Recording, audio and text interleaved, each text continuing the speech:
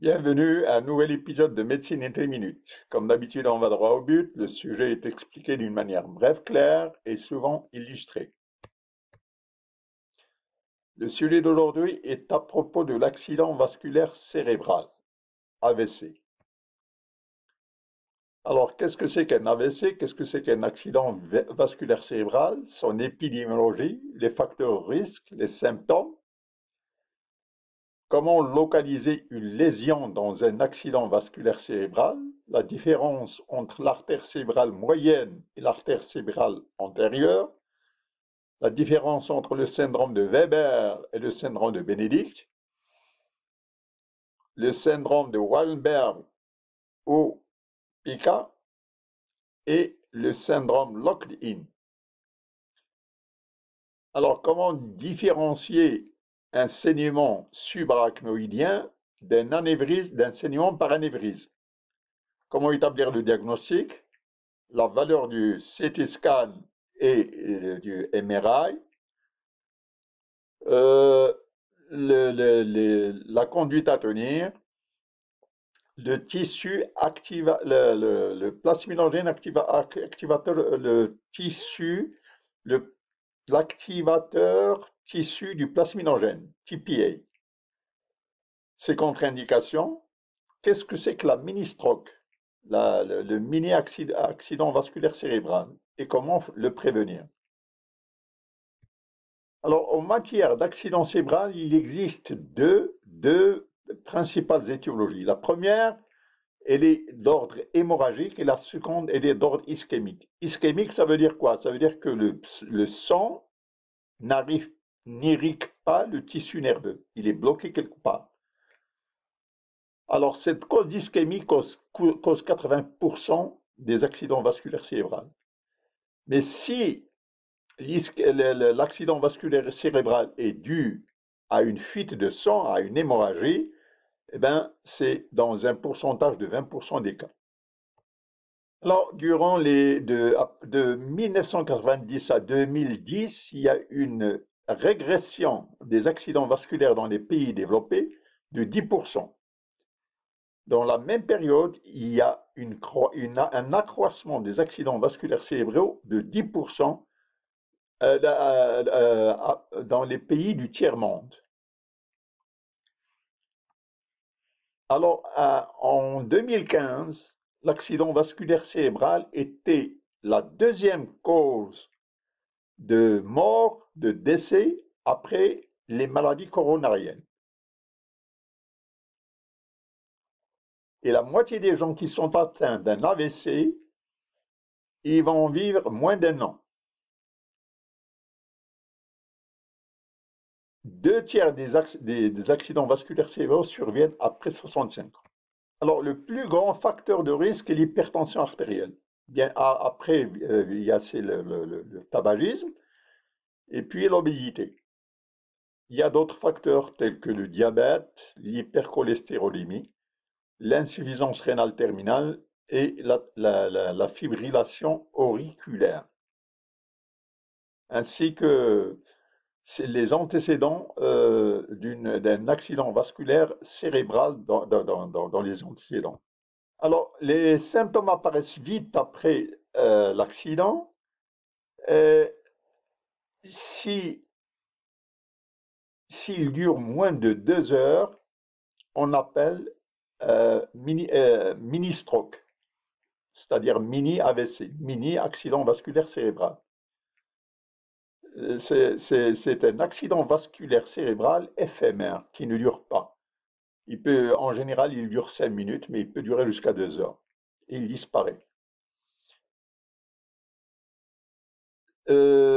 L'hémorragie est associée à des céphalées. Et les céphalées de l'accident vasculaire cérébral sont décrites comme sévères céphalées. Les symptômes peuvent être permanents, bien sûr, et les complications au long cours incluent les pneumonies et l'incontinence urinaire. Alors, le plus difficile, c'est d'établir le diagnostic de la lésion, c'est-à-dire que où est-ce que la lésion d'ischémie ou d'hémorragie se trouve. Alors pour cela, on va faire un petit rappel anatomique de la vasculation du cerveau. Alors le cerveau est irrigué essentiellement par deux systèmes vasculaires, un système antérieur qu'on appelle le système carotidien et un système postérieur qu'on appelle le système vertébro-basilaire. Alors, en matière de diagnostic de l'accident vasculaire cérébral, il faut identifier un certain nombre d'artères, parmi lesquelles l'artère cérébrale antérieure que voici, l'artère cérébrale moyenne que voici, et l'artère cérébrale postérieure que voici. Alors, ça, c'est une autre présentation, c'est un diagramme qui montre d'une autre manière. Alors, ici, c'est le tronc vertébro-basilaire, l'artère cérébrale antérieure, l'artère cérébrale moyenne, l'artère cérébrale postérieure. Alors, on est aussi intéressé dans les accidents vasculaires cérébraux par ce qu'on appelle PICA. C'est l'artère cérébelleuse postérieure inférieure qui cause le syndrome de Wallenberg. Nous allons voir ça tout à l'heure. Alors, comment différencier l'atteinte de l'artère cérébrale antérieure de l'artère cérébrale moyenne? Alors, l'artère cérébrale antérieure, il y a une prédominance de l'affection au niveau du bras et de la face. La face et le membre inférieur sont plus atteints que les membres inférieurs. Le membre supérieur et la tête sont plus atteints dans la localisation antérieure de l'accident, alors que dans l'artère cérébrale moyenne, c'est plutôt les membres qui sont plus atteints que la tête. Donc une grosse tête et un gros membre supérieur pour ce qu'est l'artère antérieure, une petite tête et un petit membre supérieur pour l'artère cérébrale moyenne, mais surtout le membre inférieur, c'est le plus atteint. Voilà comment différencier l'artère cérébrale antérieure de l'artère cérébrale moyenne. Alors pour ce qui est du syndrome de Weber, eh ben, il y a une hémiplégie et un ptosis contralatéral. Donc si le Weber est droit, il y a une hémiplégie gauche et un ptosis droit. Alors le syndrome de Bénédicte, il concerne l'artère cérébrale postérieure avec une atteinte du nerf moteur oculaire 3, une ataxie et une chorée atotosée due à une atteinte cérébelleuse. Alors je récapitule. L'artère cérébrale moyenne, c'est les membres inférieurs. L'artère cérébrale antérieure, c'est les membres supérieurs et la tête. Le Weber, l'hémiplégie et l'atteinte contralatérale du nerf, moteur oculaire 3. Il y a ce qu'on appelle le locked-in syndrome. Alors le locked-in syndrome, c'est bien simple. Tous les muscles du corps sont paralysés, sauf un nystagmus vertical. Donc, locked-in syndrome, tous les muscles du corps sont paralysés, sauf le nystagmus vertical des yeux. Alors, Wallenberg syndrome, qui est la PICA, il y a un cortège de signes. Il y a une hémisensorie du corps, il y a une paralysie faciale de la moitié de la face, il y a un syndrome de Horner, des vertiges et une ataxie. Alors, dans le syndrome de Wallenberg, le pédoncule cérébelleux est atteint, donc il y a une ataxie. Il y a le syndrome vestibulaire, il y a des vertiges. La voie trigeminale est atteinte, donc il y a une paralysie faciale de la moitié de la face. La voie spinothalamique est atteinte, donc il y a une paralysie contralatérale avec un déficit de la température. Le sympathique est atteint, donc il y a du syndrome de Horner, un ptosis, un myosis, une anhydrosis, et le nucléus ambigu est atteint avec une dysphagie et une difficulté à la déglutition. Alors, il faut noter aussi que l'accident vasculaire cérébral peut se produire dans l'espace sous-arachnoïdien. Alors, ici, c'est le crâne, ici, c'est la dure mère, ici, c'est la pimère. Entre la dure mère et la pimère, il y a l'espace arachnoïde. Dans l'espace sous-arachnoïdien, c'est là le lieu électif du saignement. Et bien sûr, la rupture d'un anévrisme. Accident vasculaire cérébral, 20% hémorragique, 80% ischémique. Alors, on en arrive au diagnostic. Alors, le diagnostic, il est basé sur l'examen physique, bien sûr, mais sur aussi l'imagerie médicale, et là intervient le CT scan et les MRI. Alors, il faut tout de suite dire que le CT scan permet d'éliminer un saignement, mais il n'élimine pas l'ischémie. Pourquoi? Parce que l'ischémie n'apparaît pas tout de suite sur le CT scan au début. Il faut un ECG pour essayer d'éliminer d'autres causes et il faut savoir qu'une hypoglycémie est souvent prise à tort comme accident vasculaire cérébral. C'est un bon diagnostic différentiel de l'accident vasculaire cérébral. Alors, le meilleur test diagnostique au départ, c'est le non-contraste CT pour éliminer l'hémorragie, mais le test le plus précis, c'est le Diffusion Weight MRI, l'MRI, et les meilleurs pour l'ischémie. Pourquoi? Parce que le scanner peut négliger, peut passer à côté d'une hémorragie dans les premières 48 heures. Alors, le traitement, un accident vasculaire cérébral est une urgence. C'est une urgence parce que s'il est pris durant les 3 premières heures, pendant 3 à 4 heures et demie avant l'accident, on va utiliser l'activation le tissu activateur du plasminogène qui va permettre de dissoudre le caillou quand il existe. Mais si le malade est vu après 3 ans après l'accident, alors à ce moment-là, on utilise l'aspirine, l'héparine, utilisée seulement s'il y a une fibrillation auriculaire ou s'il y a un caillot basilaire.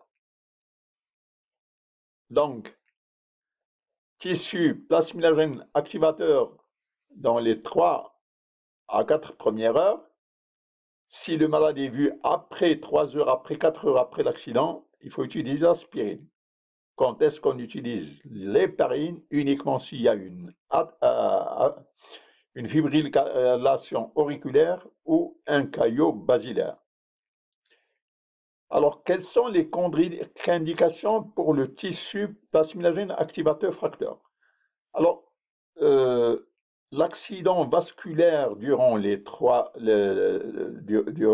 s'il y a eu des antécédents d'accident vasculaire dans les 3 derniers mois, s'il y a eu une chirurgie pendant les 2 dernières semaines, ou une lépée pendant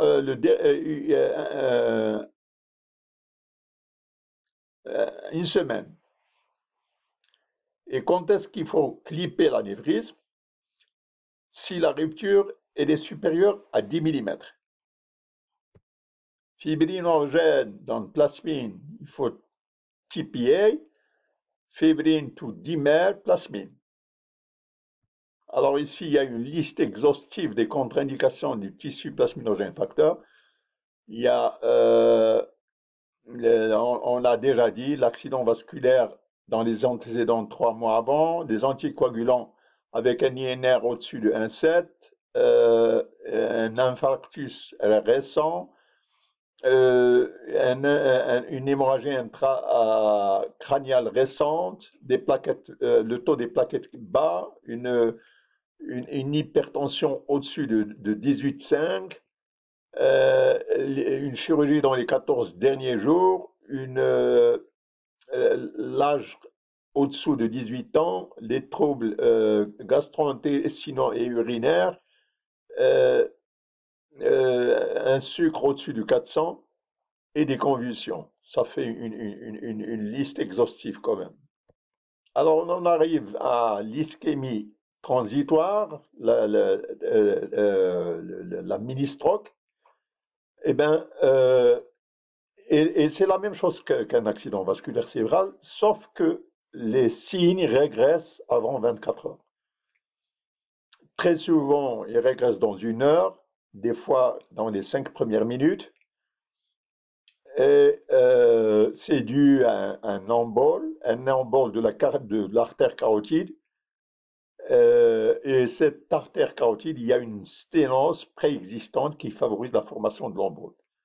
Alors, cette sténose, elle est d'origine artériosclérosis et les symptômes incluent une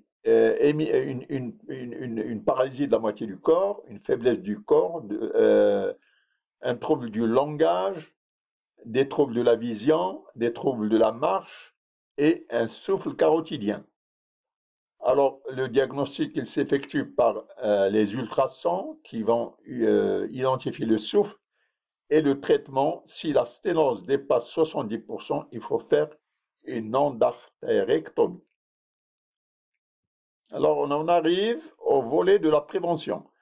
Alors, la prévention, c'est de diminuer les risques. Donc, s'il y a obésité, il faut la corriger. C'est quelqu'un qui est fumeur, il faut arrêter le tabac.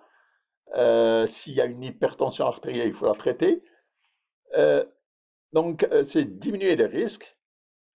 Et s'il y a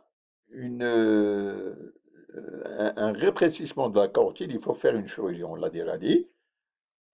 Par contre, s'il y a une fibrillation auriculaire, il faut donner de la warfarine. C'est le meilleur moyen de prévenir l'accident vasculaire. Et on utilise aussi l'aspirine et les statines pour la prévention. Alors, accident vasculaire cérébral, 80% ischémique, 20% hémorragique.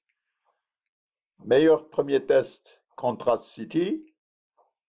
Le test le plus efficace, c'est l'MRI, qui permet d'identifier l'ischémie. Merci d'avoir assisté à cet épisode de Médecine in 10 minutes. Voulez-vous appliquer le bouton like, c'est-à-dire à la chaîne si vous ne l'êtes pas? Vos suggestions sont toujours bienvenues. Merci.